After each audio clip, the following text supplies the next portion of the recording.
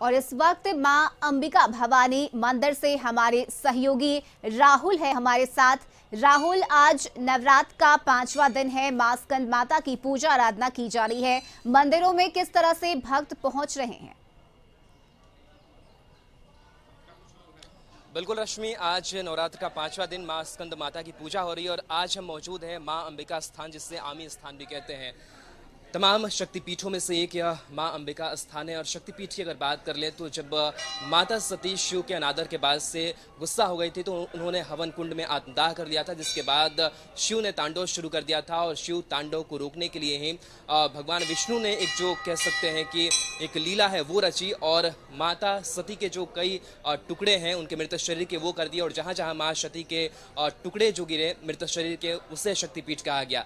मां अंबिका स्थान में मौजूद है और यहाँ की तस्वीरें हम आपको दिखाने के किस तरीके से जो अलौकिक तस्वीर है वो देखने को मिल रही है। और इस मां अंबिका स्थान की विशेषता की अगर बात करें तो यहाँ की जो प्रतिमा है वो मिट्टी नुमा है, यानी कि मिट्टी से यहाँ की जो प्रतिमा है वो बनी है। और सबसे खास बात कि यहाँ पर चाहे वो चमेली की तेल हो या फिर जलार्पण हो, वो तमाम चीज़ें यहाँ पर की जाती है, लेकिन इन सब के बावजूद थोड़ा सा भी जो क्षरण है वो नहीं होता है। साथ ही जो दक्षिण वाहिनी गंगा है वो उत्तर वाहिनी होकर के माँ के पाँव जो है वो पखारती है और जो श्रद्धा की तस्वीर है वो देखने को मिलती है। और खास करके जब नवरात्र का महीना हो और ऐसे नवरात्र के महीने में देखिए किस तरीके से लोग जो है वो यहाँ पर पहुंचे हुए हैं।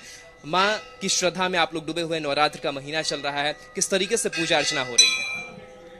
हम लोग तो बहुत अच्छे से पूजा करते हैं और यहाँ पर बहुत सुने हैं कि बहुत नामी मंदिर है, तो हम लोग पहली बार आए हैं। मैं पहली बार आई हूँ, मेरे हस्बैंड इससे पहले भी आ चुके हैं और हम लोग दिल्ली से भी आए हैं और पटना से अक्सर आते रहते हैं। यहाँ बहुत अच्छा मंदिर है, इसलिए हम लोग आते हैं। और हम लोग हमेशा यहाँ नवरात्रि में अपना सर झुकाने के लिए हमेशा आते हैं।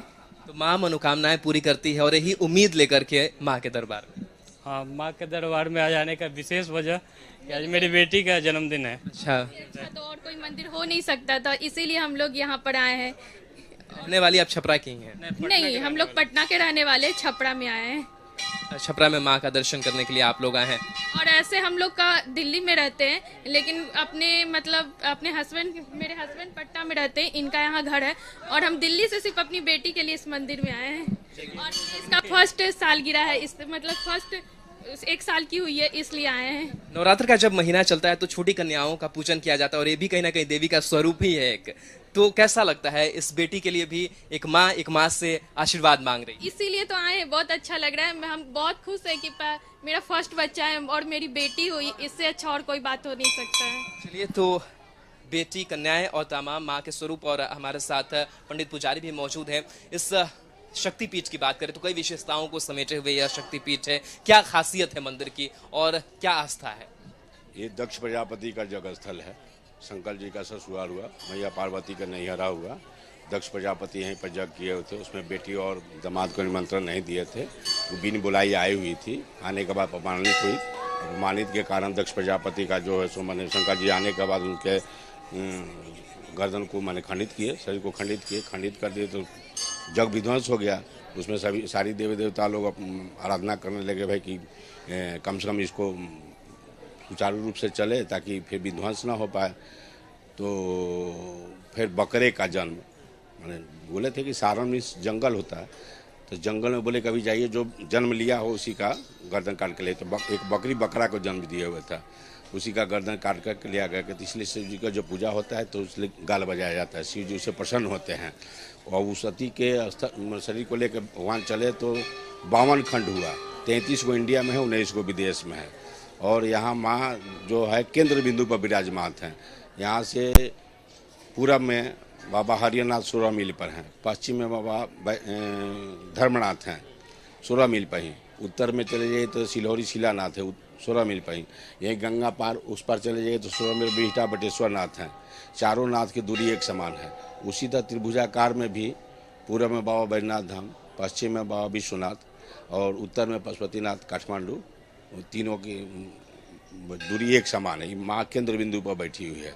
अंबिका भवानी जहाँ बारी महारानी चल देखना, सिद्ध पीठ आमी स्थान, आदि शक्ति माता है, कामरूप विधाता चल देखना, कोनो रूप के करिला ध्यान, गरह देवी गैली थावे, कंगना देखावे चल देखना, बाघ करी दोनी सन थावे जो है। तो यहाँ मिट्टी की प्रतिमा जो देख रहे हैं ना, ये सूरत राजा और वैश्य बनिया द्वारा स्थापित किया हुआ है। तो सूरत राजा को राज्य छीना गया था, बैश बनिया को घर से निकाल दिया था। तो राजा अपना राज्य के लिए भटक रहे थे और बनिया अपना मोक्ष के लिए घूम रहे थे। तो दोनों का विश्राम चिरान, डोलीगंज चिरान है राजा मौर्य ध्वज की जहाँ राजधानी, वहीं रात्रि विश्राम किया लो मेधा ऋषि के आश्रम में, और वहीं से उन लोगों को मिला के जाइए जहाँ गंगा के तट पर जग हुआ, उसी तट पर जाकर के आप गंगा की मिट्टी ला करके और माँ की प्रतिमा को स्थापित कीजिए, आज तो वहीं से आप लोग को मनवांछित कामना पूर्ण होगी। यज्ञ स्थल और हवन कुंड की भी अपनी खासियत है, वहाँ पर प्रसाद वगैरह और तमाम चीज़ें जो है वो अर्पित किया जाता है। कितना अलग है यह कुंड? ये तो दोनों क्रिया होता है यहाँ एक तो श्मशान हो गया, चूँकि भगवती सती हुई इसलिए यहाँ तांत्रिक और वैदिक दोनों क्रिया होता है, और बगल में भी श्मशान घाट है, वहाँ भी अपना लाश वगैरह जलता है। लेकिन यहाँ सिर्फ दोनों क्रिया करने के लिए यहाँ लोग बाहर से भी पंडित जी लोग आते हैं, यहाँ के भी आते हैं। जो भी जजमान के जिस तरह का मनोकामना उस तरह से यहाँ उनकी पूजा आराधना की जाती है, भगवती उनको फल देती है। जो आज तक आया कभी खाली लौटने नहीं गया। इसलिए सूरत राजा और बैश बनिया को 3 वर्ष 3 महीना 3 दिन लगा था, तो मनोकामना भगवती प्रसन्न हुई थी।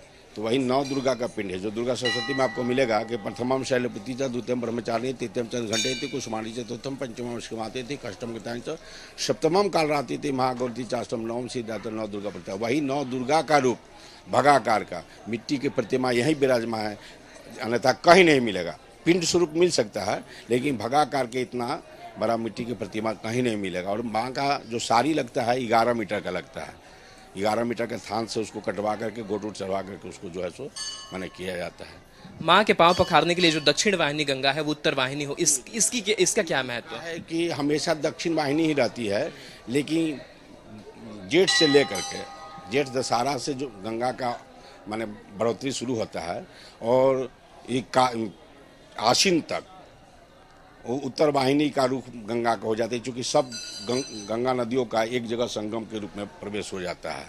बीच में धीरे धीरे कनेक्शन हट जाने से ये अंबिका कुंड के नाम से जाना जाता है,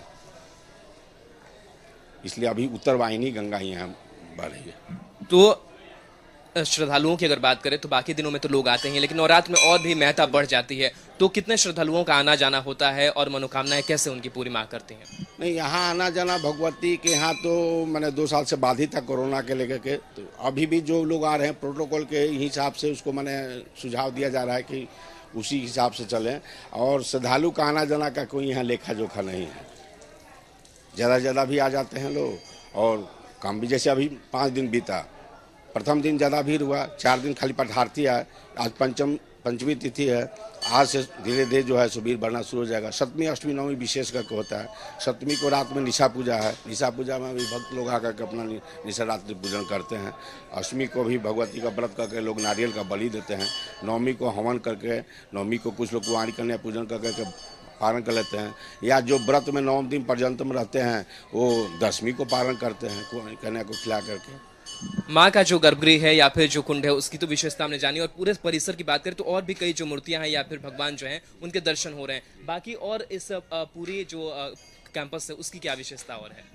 ये तो माने माँ का दरबार में वो तो मुख्य रूप से हो गया, जहाँ माँ की प्रतिमा है। उसके बाद वहाँ शिव जी हैं, अंबिकेश्वर नाथ से जाने जाते हैं। इसमें बजरंग बली का है, पवन हनुमान का है। यहाँ शिव परिवार हैं, बगल में काल भैरव का मंदिर है। तो ये सब कहीं भी पूजा स्थल पर जाइएगा तो बिना काल भैरव का दर्शन का उपस्थिति दर्ज नहीं होता है। इसलिए माँ का पूजा करने के बाद लोग का पूजा करते हुए और काल भैरव का दर्शन करते हुए लोग यहाँ से आशीर्वाद लेके जाते हैं। चलिए, बिल्कुल। तो पंडित जी से हमने बातचीत की, एक बार फिर से तस्वीर हम आपको दिखा रहे हैं। माँ मंदिर का जो दर्शन है वो आप कर लीजिए, क्योंकि लगातार लोग अलग अलग जगहों पर जाते हैं और खास करके शक्तिपीठ का जो अपना महत्व है वो होता है, क्योंकि कहा यह जाता है कि शक्तिपीठ जो है वो माँ सती से जुड़ा हुआ काफ़ी अहम स्थल होता है। और आज जो है वो श्रद्धा, भक्ति, आस्था, तमाम वो चीज़ें जो हैं वो आज दिख रही हैं और लोग भक्ति में डूबे हुए नजर आ रहे हैं। तो पूरा 9 दिन का जो वक्त चलता है वो माँ की आराधना में डूबा हुआ नजर आता है। ये पूरी तस्वीर हम आपको दिखाने की कोशिश कर रहे हैं। पूरा माहौल जो है वो देखिए किस तरीके से अलग अलग जगहों से जो लोग हैं वो आते हैं और लोग लोगों की जो आस्था है इस मंदिर से काफी समय से जुड़ी हुई है। लोग बताते हैं कि हम अपनी मनोकामनाएं लेकर के यहाँ पर आते हैं और वो माँ मनोकामनाएं जो हैं वो पूरी करती है। तो पूरे परिसर में देखेंगे तो माँ का गर्भगृह है ही, और इसके साथ साथ और भी कई जो मूर्तियां हैं और भगवान की जो प्रतिमाएं हैं वो यहाँ पर स्थापित है। और साथ ही प्रसाद चढ़ाने का भी अपना जो महत्व है वो है कि प्रसाद जो चढ़ा करके उसे लाल कपड़े में बांधा जाता है और उसके बाद से उस लाल कपड़े में बांध करके जो मनोकामनाएं हैं वो मांगी जाती है और मनोकामनाएं जो है वो पूरी हो जाती है और उसके बाद से उसको कुंड में भी डाला जाता है। तो तमाम यहाँ की मान्यताएं हैं, कई परंपराएं हैं और उन मान्यताओं परंपराओं के साथ जो लोग हैं वो पूजा अर्चना करते हैं। और खास करके नारियल की अगर बात करें यहाँ पर तो नारियल का जो चढ़ावा है वो किया जाता है। कहा जाता है कि नारियल एक स्वरूप की बलि भी होती है, तो उसको यहाँ पर लोग फोड़ते हुए आपको नजर आ जाएंगे और लोग इस आस्था के मंदिर में अपनी आस्था की जो डुबकी है वो लगा रहे हैं। तो आज स्कंद माता की पूजा हो रही है और माता के विभिन्न स्वरूपों की पूजा जो है वो की जाती है। जी राहुल, शुक्रिया राहुल तमाम जानकारी और मां के दर्शन करवाने के लिए।